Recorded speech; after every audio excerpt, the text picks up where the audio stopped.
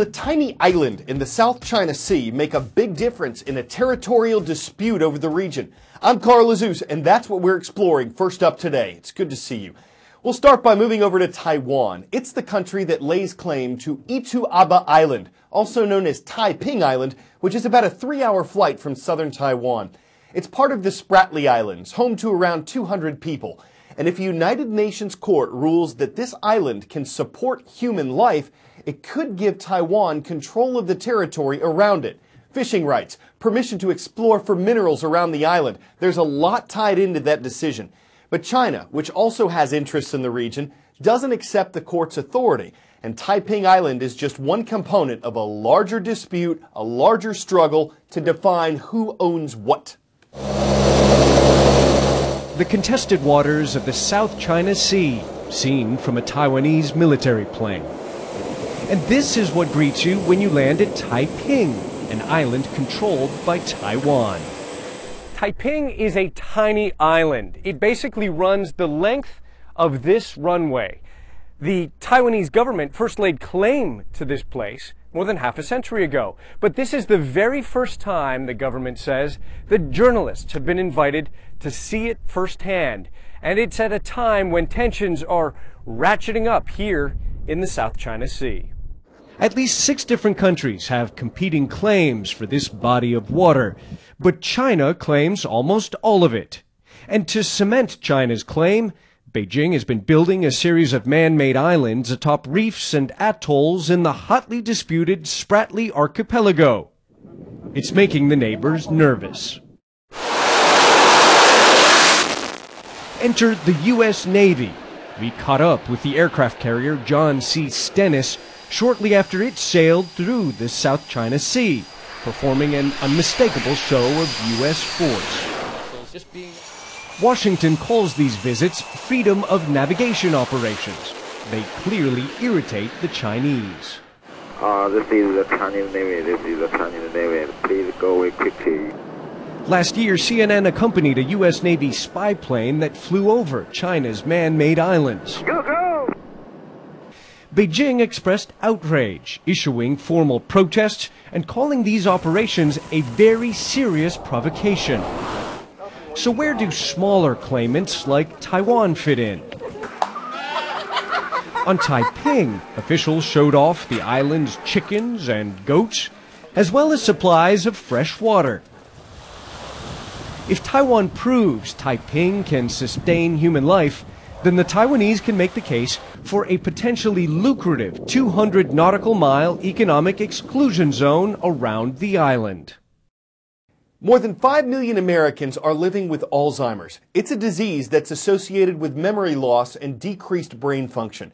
And a new survey by the Alzheimer's Association looked into the disease's effects on people who care for Alzheimer's patients, their families, their loved ones.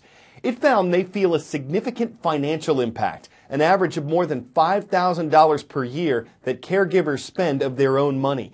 It also found that some of them are more likely to go hungry or cut back on their own medical treatment to make ends meet in affording care for the Alzheimer's patients. So what can be done about this? The association suggests a national effort to help families better understand the expenses they could face, plan for the future, and know what services are available in their communities to help with Alzheimer's care. It only weighs 3 pounds, has a texture like firm jelly, and tons of wrinkles. Yet that pint-sized prune of a brain is the most amazing and powerful organ in your entire body when it's working right. But when it's not, as in Alzheimer's disease, the results can be devastating. Take a look here. The brain on the left, that's normal. The one on the right has advanced Alzheimer's. Here's another view. See how the brain shrinks and fluid-filled spaces expand.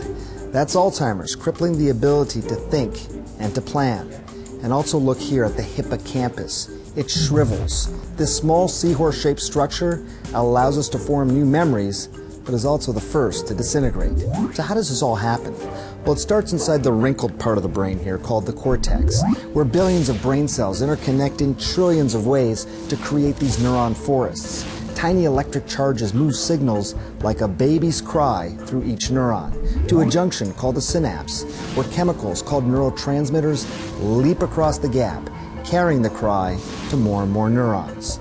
And the memory is born. But in Alzheimer's, protein pieces called beta amyloid begin to clump together, while another protein called tau starts to fall apart, creating plaques and tangles that block signals and nutrients from getting through.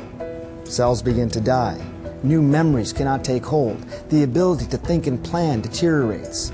Personality and behavior is affected, and ultimately the once mighty brain is no more.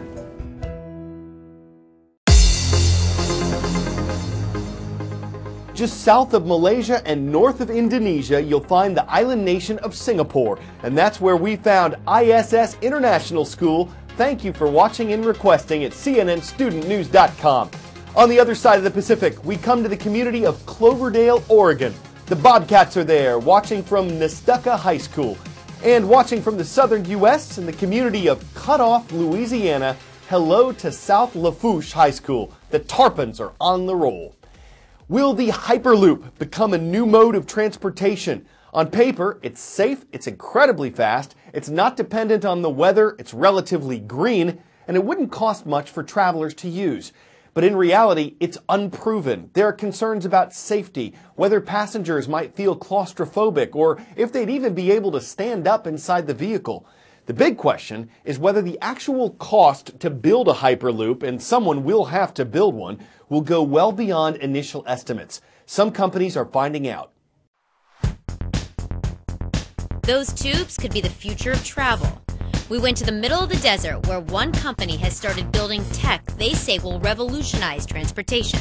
Hyperloop Technologies. Hyperloop, an idea for what the future of transportation could one day look like, famously scrawled on a napkin by tech magnate Elon Musk. It almost looks like science fiction. You sit in a pod and are catapulted through a depressurized tube at over 700 miles per hour. Elon Musk came up with the idea, but open sourced it, challenging anyone in the world to make it a reality. Two companies took on the task. One, called Hyperloop Transportation Technologies, is made up of volunteers around the world who engineer in exchange for stock options. And then there's Hyperloop Technologies. Similar name, different team. The proof point was when in Kitty Hawk, North Carolina, they actually, for the first time achieved human flight in an airplane. For us, our Kitty Hawk moment is building our test track, 3-mile test track, and doing that by the end of 2016 and hitting over 700 miles per hour with our system. And Pishavar says Hyperloop won't be limited to just moving people. The top 15 cargo ships in the world pollute the world more than all the cars in the world combined. That's 1 billion cars. And so you have a cleaner, more efficient, and less expensive solution.